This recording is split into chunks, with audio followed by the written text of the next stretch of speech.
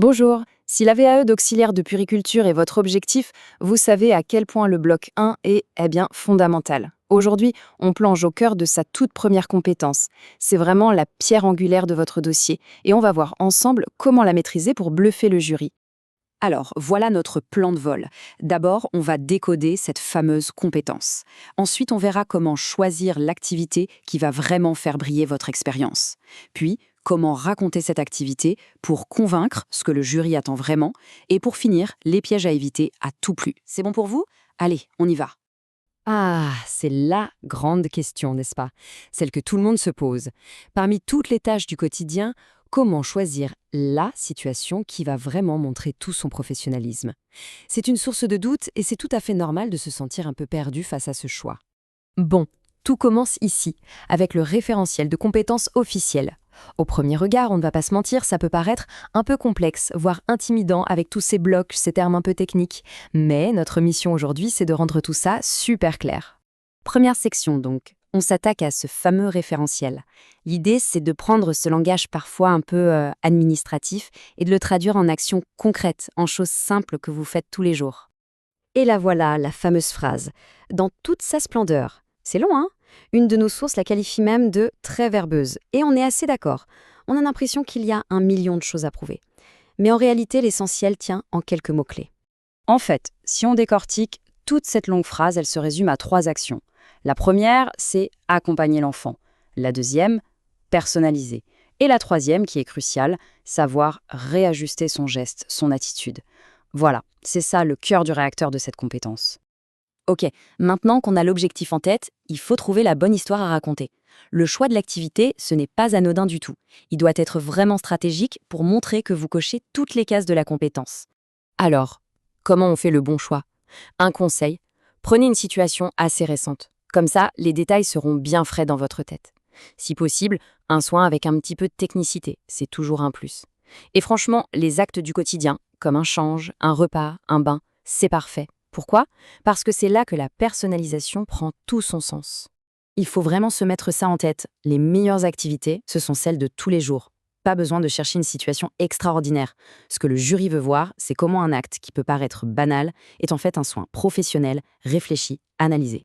Et là, on arrive à l'étape la plus importante. Une fois que l'activité est choisie, il faut la raconter. Mais attention, pas juste la décrire, non. Il faut la transformer en une véritable démonstration de votre savoir-faire. C'est tout un art. Regardez bien, cette slide illustre ça à la perfection. À gauche, on a la tâche brute. J'ai changé la couche. Ok, c'est factuel, mais ça ne nous dit rien sur vous. Et à droite, là, on a une analyse. On parle d'observation, de sécurité émotionnelle, d'autonomie. On explique le pourquoi du comment. C'est exactement ça que le jury veut lire. Donc, une compétence, ce n'est pas juste l'acte en lui-même, c'est toute la réflexion qu'il y a autour. Le jury ne vous voit pas à l'œuvre, il a donc besoin de comprendre votre cheminement de pensée, les raisons de vos choix, votre analyse de la situation. Et concrètement, ça se passe où tout ça? Eh bien, c'est ici, dans ce fameux tableau du livret 2. À gauche, vous décrivez l'activité, et c'est dans la colonne de droite que la magie opère. C'est là que vous devez dérouler toute votre analyse. Pour bien écrire, il faut savoir à qui on s'adresse. Alors, petit exercice, mettons-nous un instant dans la peau du jury. Qu'est-ce qu'il cherche? Qu'est-ce qu'il attend vraiment en lisant votre copie? Cette petite phrase, elle est tirée d'un guide officiel pour les jurys. Elle est capitale. Leur rôle est de déduire vos compétences à partir de vos écrits. Ça veut dire quoi? Que c'est à vous de leur donner la matière, les détails, l'analyse. Le jury ne peut rien inventer. C'est à vous de lui servir les preuves sur un plateau. Ce qui est super intéressant ici, c'est qu'on traduit les critères officiels en questions toutes simples. Le jury va vérifier, est-ce que les raisons des actions sont expliquées? Comment le soin était adapté spécifiquement pour cet enfant-là? Et bien sûr, est-ce que les bases sont respectées? La sécurité, l'hygiène, la bientraitance. Et voilà le point crucial. Au-delà de toutes les grilles, de tous les critères, l'objectif final, il est là. Le jury doit avoir confiance.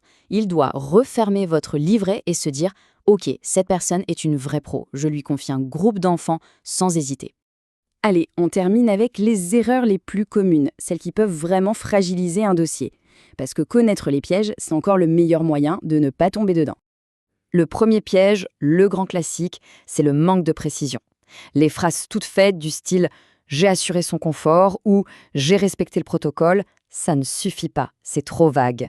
Le jury a besoin de faits, d'exemples concrets pour évaluer votre pratique. Le deuxième écueil, c'est de tomber dans le tout descriptif, de simplement raconter sa journée minute par minute, comme dans un journal de bord. Le livret 2, ce n'est pas un rapport d'activité, c'est une analyse de pratique. Il faut commenter, justifier, prendre du recul. Et enfin, troisième erreur fréquente, oubliez de faire le lien avec le référentiel. Il ne faut jamais penser que le jury va deviner. C'est à la personne qui écrit de dire clairement « cette action que je décris, elle illustre tel aspect de la compétence ». Il faut, en quelque sorte, lui mâcher le travail. Bon, pour résumer, si on devait garder 5 points clés, ce serait cela. 1. Traduisez le jargon officiel en actions simples. 2. Choisissez un soin du quotidien, mais que vous pouvez détailler. 3. Expliquez toujours le pourquoi de ce que vous faites. 4. Écrivez avec l'objectif de créer de la confiance. Et 5. Fuyez le vague, soyez précis. Et on finit avec cette question à garder vraiment en tête tout au long de votre écriture. Chaque activité que vous décrivez, ce n'est pas juste une tâche, c'est une histoire qui raconte qui vous êtes en tant que professionnel. Alors, demandez-vous toujours, quelle histoire je veux raconter ? Merci d'avoir suivi et bon courage pour la rédaction.